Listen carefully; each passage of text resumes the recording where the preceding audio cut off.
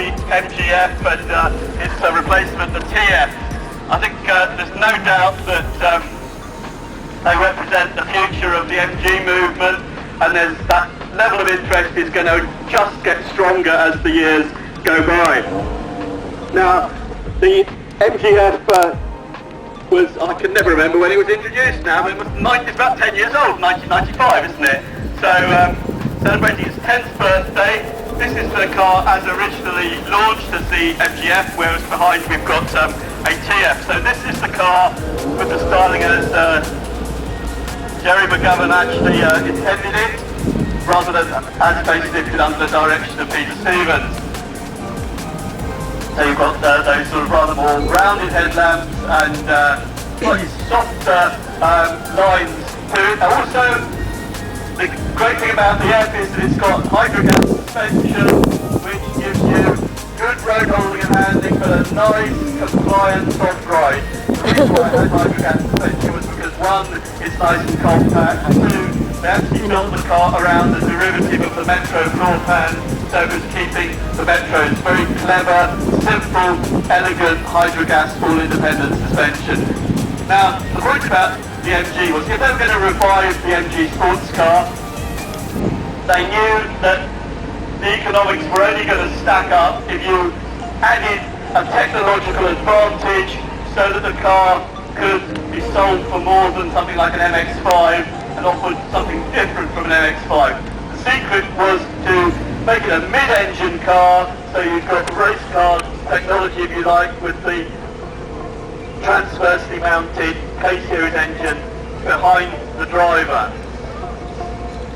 The car was largely financed by the Mayflower body pressings group and was done on a very tight budget. So I think it is really quite an achievement that the car has come out to be such a success.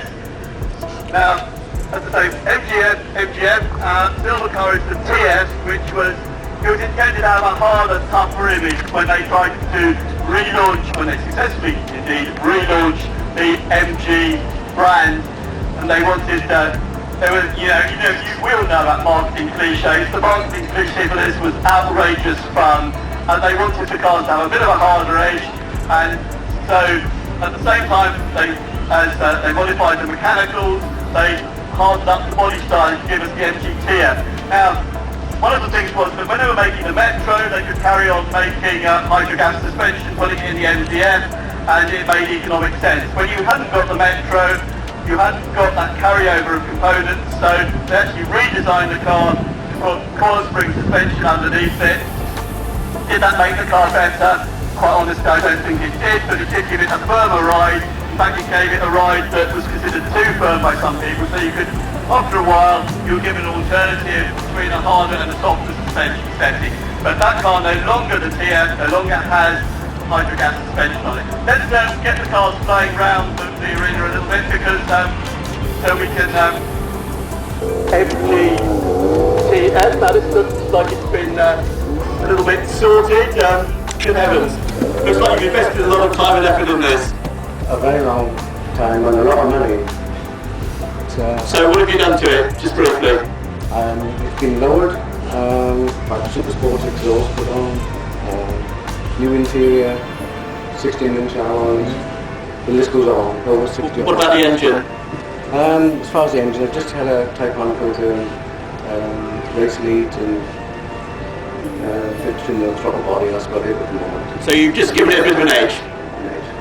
Right, okay, let's, you must be one of the few people that was actually bought one of these. Yeah, I think about 20 years old. Yes, the last I heard was I think only 2 had actually made it to private owners, but I think a few more since then. What's it like to drive? Absolutely brilliant. Road holding's fantastic. Braking's good. Could do a small power though, as always. Right, now, did you buy it because you're an MG enthusiast or because you liked the car?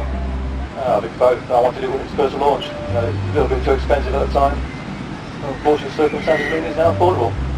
So they've been punting these out cheaply, have they? Well, it depends what you call cheap. It's still expensive. I better not press you in case your wife or girlfriend's listening, but it's the SBR MG there. restyled by the Pete Stevens-led team. It's got a Ford Mustang V8 under the bonnet. Isn't this what's known as bling? Well, if I ask you what you've done to this car, I think I'd be here all day, but I'll risk it anyway.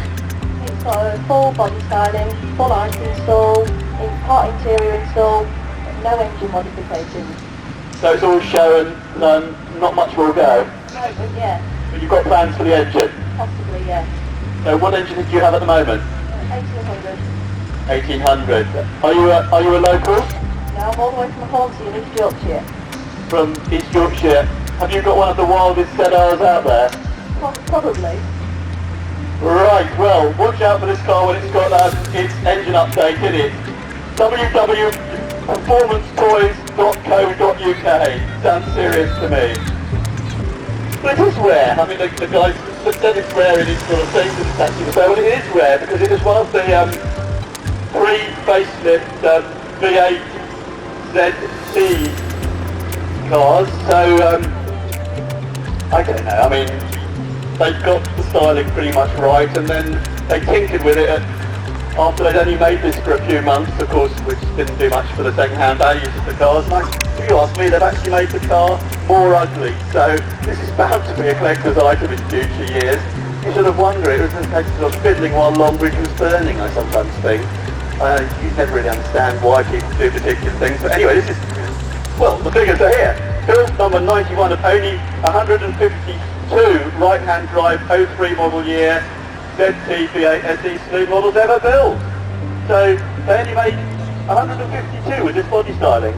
152 SE saloons, but 217 in total. That's SE saloons, non-SE saloons, and the Tour garages. There's only 217 in total. Coming up to give us a little bit of contrast, we've got the Austin counties coming in.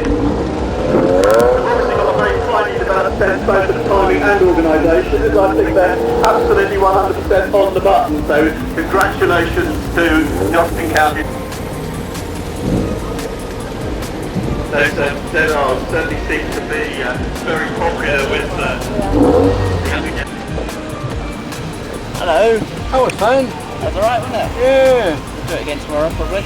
I was said to Brian, I wouldn't be surprised if we don't do it again tomorrow. We're in the programme for doing it. Yeah, man. Similar sort of time tomorrow.